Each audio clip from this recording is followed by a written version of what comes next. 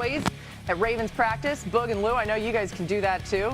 Look at this guy. He's an absolute beast. Quarterback Lamar Jackson spoke today. We'll have that for you in just moments. And in Philly, Jalen Hurts out there with his Eagles teammates, learning yet another new offense. Offensive coordinator's plans for the season. Of course, Nick Sirianni talked about Hurts, and Hurts talked about all that today.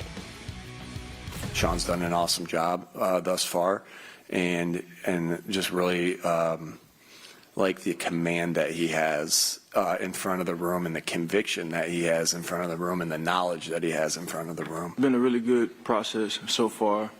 He's come in and he's very clear, giving good direction. You can definitely see the vision. Ultimately, it's a different leader, different coordinator. It's exciting to be able to learn the new brand of football, get new perspective, and just grow. I don't know, as many different coordinators as Jalen's had, he could just keep repeating that over and over again. Hopefully for him, he doesn't have to. Hopefully this really works. Big changes this offseason for an Eagles team that got 21 points per game from the offense last year, the fewest in Jalen Hurts' career as a starter. Sean Mannion taking over as the OC. They added wide receivers Mekhi Lemon, Dontavian Wicks, and Hollywood Brown through the draft, trade, and free agency. Lou, how can Sean Mannion get the most out of Jalen Hurts and this offense? What's going to be the key to do that? Yeah, I think, Laura, it's really getting him comfortable with all the things that we've talked about ad nauseum that he, so far at this point in his career, hasn't been comfortable with. Namely, consistently working under center, really taking advantage of the play-action passing game, and then attacking the football field between the numbers, okay, which is the easiest, or rather the most direct way to attack a team, and in the way in which most defenses don't want you to attack them, between the numbers, because it's the shortest throws and the easiest throws. So I think if he can get him comfortable with that, and I think a lot of that's going to come off of play action, I think that that's going to take Jalen's game to a whole nother level. Look, he has met every challenge at every different phase of his career. Every time people think as though, well, it's going to be a new offensive coordinator that's going to like hold him back. Well, he's just not a pure pocket passer, the kind of guy who can read it out full field the way other quarterbacks can. He proves him wrong again. I think this is really the challenge for Sean Mannion. Get him comfortable with that. Get him comfortable with a much more diverse offense in terms of formations, shifts, motions, different presentations they can give a defense. And then getting all these new guys on the same page, especially if AJ's not going to be there. Devontae's going to be receiver number 1. Mekhi Lemon's probably going to be receiver number 2. And let's not forget about Eli Stowers, their second-round pick from Vandy. Yeah. That's the big guy who could control the middle of the field along with Mekhi Lemon. So these are all things, there's a lot of moving parts there. But Jalen has answered the challenge every single time. I expect him to do the same here. Yeah, and this is going to definitely be a new challenge. You know, he's answered the call. And typically in situations like this, guys, most receivers run to the quarterback. Like, receivers can't wait to find a quarterback that can get them the football because they know their numbers will go up. But here we have a situation, by all accounts, A.J. Brown is running away from Jalen Hurts, seemingly. Like, I don't know all the inner workings, but it sure seems like he wants out of Philadelphia for some reason. So now, if you're Jalen Hurts, I think you got something to prove. Because, yes, I get all the offensive coordinator turnover. I truly understand that. But this is professional football. You're a pro quarterback. You're paid a lot of money to understand and play the offense in which you're in. And so I'm not going to make excuses for him with all the turnover at the offensive coordinator position because he's paid handsomely for that. Now, he's got to go out because they interviewed like 20 coordinators to try to find the right one for him. They got Sean Mannion. So the relationship between he and Sean Mannion is paramount.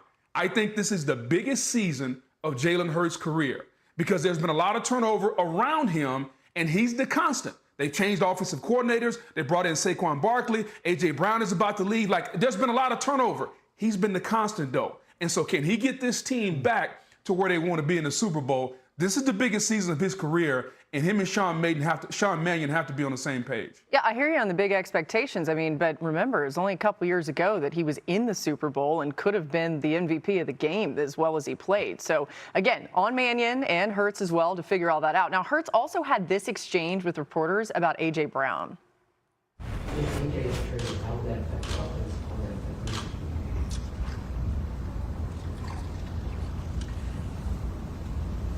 Picked the right question to sip on, huh?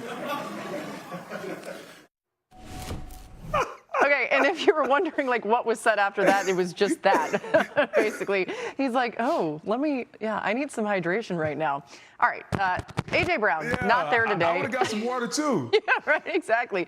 Yeah, when y'all start talking crazy, I need to get me a water. I got something to sip on. Just let it breathe. You can do whatever you want to do. I'm kidding. You two never do that. A.J. Brown, by the way, not there today. We don't expect to see him in an Eagles uniform this season. As Adam Schefter has reported, the expectation he gets traded to the Patriots on or after June 1st. That's Monday. Lou, how do they replace him?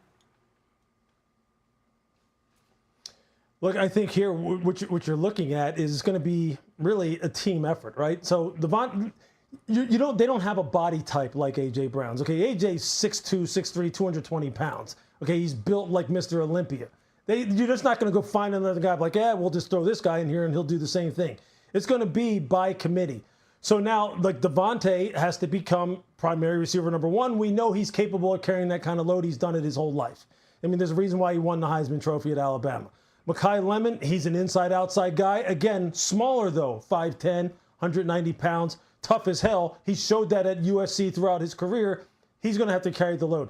Eli Stowers, to me, is the one, though, who's going to have to be more like a big receiver than a tight end and going to have to be that guy to be the big catch radius, big body presence in the middle of the field. Because really that's where, look, AJ won a lot on the outside. But remember back in his days in Tennessee, any in-breaking route, AJ just cooked people on because of how big he is. And that's where Eli's going to have to win.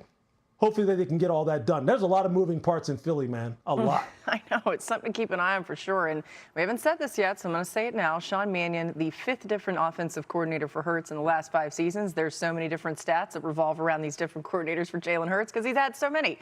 All right, the Vikings quarterback competition continues at their OTAs today. Kyler Murray signed this offseason after a disappointing year from J.J. McCarthy, but head coach Kevin O'Connell has said it will be a competition. Here's both quarterbacks today speaking after you see them out there on the field. It's been great. It's been great. It's what I love to do. You know, ever since I was a little kid, be an NFL quarterback, be out there to chase my dream, winning Super Bowls, to be out here with the guys in a new environment, getting acclimated to Minnesota and the system. And like I said, just all the guys been welcoming me. It's been great. It's been awesome. Look, the organization made a decision that they feel like is going to improve and the depth and the quality of the room, and they feel like they made that decision. But all I'm thinking about is continuing the upward trajectory that I set for myself last season, that last quarter of the season, and continuing to be the best version of me every single day. Okay, of all the quarterback competitions, I think this one is by far the most interesting. Boog, who's going to win this job?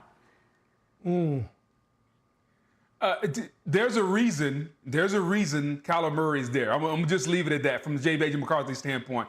I think this is Kyler Murray's job to lose. I think the fact that you have Jordan Addison, Justin Jefferson on the outside, you need a quarterback that can unlock those weapons. J.J. McCarthy, it just looked like last year that the moment was too big for him, Laura. And I know Justin Jefferson said the right thing over and over, but you got to know, after the season he had last year, he's going to be behind closed doors saying, hey, I don't care which one of you play, but whoever plays better get me the football. I think Kyler Murray has proven to be an above-average passer. And then, here's the thing we're not talking about. When all else fails, he can use the athleticism and get out of the pocket. I think this offense, this could be the best offense in the NFC, bar none. If Kyler Murray is the guy that we think he is, and he can go back to that from what he was in Arizona, this easily could be the best offense in the NFC. Wow. Lewis, what will you be watching as Kyler learns O'Connell's offense? And you think about it, I mean, Boog referenced it too, these great Vikings wide receivers. Yeah, I think it's just the rhythm, the flow, the chemistry that he executes this offense with, the way, and in the way in which, like, traditionally Kevin O'Connell wants to execute it, which is putting quarterback under center, hard play action, real solid ball handling, full field reads, progression reads, throwing the football on time with accuracy. See, look, here's the thing. A lot of people say, well, Kyler can't do that. That's not his thing. This is a gun quarterback who needs to, constantly be in half rolls, move in the pocket so he can see, and then he's going to take off and run, and it's going to be quarterback draws and sweeps and stuff. Well, Kevin O'Connell has said himself, Kyler fits our offense better than what people think he does. You really think Kevin would want this guy for his offense if he didn't think he could do the kind of things in his offense that he wants him to do? I think it's his job to lose easily.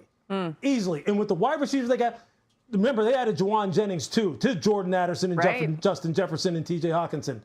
They're loaded, man. The Vikings are loaded. Kyler Murray's going to be pulling the trigger here. Yeah, and remember, Kyler Murray is one of 3 players in NFL history with at least 20,000 passing yards, 3,000 rushing yards through this point in his career. The others, if you're wondering, Josh Allen and Cam Newton. That's the company that this quarterback's in. All right, still to come, another great quarterback, Lamar Jackson, turning heads, showing up to OTAs yesterday. Book explains why this is a step up to a potential